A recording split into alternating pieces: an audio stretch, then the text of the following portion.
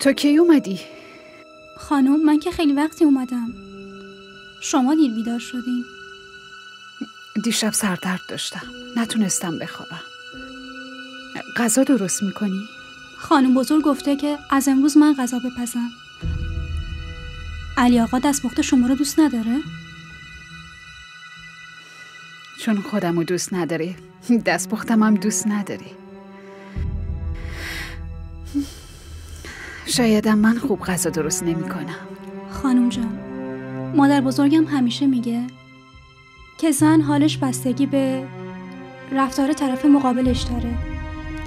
اگه شوهرش باش خوب باشه و اونو تاج سرش کنه، پس زن حالش خوبه. ولی اگه همون آدم دنبال عیبهاش بگرده، حتما یه عیبی ازش پیدا میکنه. درست میگه.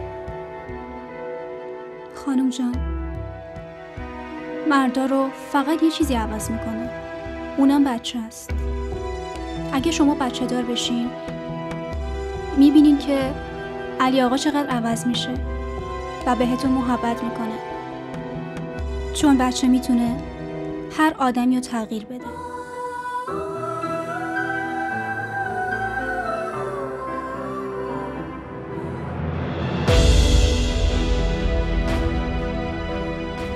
باید با حنا خیلی جدی حرف بزنم.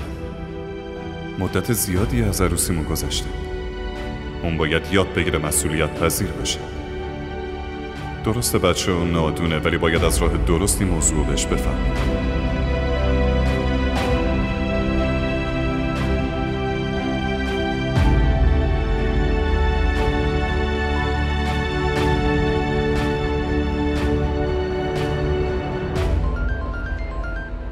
یه لحظه شهرزاد داره زنگ میزنه. الو؟ حنا، تو کجایی؟ با سمین اومده بودم خرید. خب میتونستی به هم زنگ بزنی و خبر بدی. خب دارم میگم دیگه. زنگ زدم بهت بگم شب زودتر آماده شو که برای شام بریم بیرون. شما بیرون میخوریم؟ باشه من حاضر میشم. باشه خداحافظ. باشه فعلا.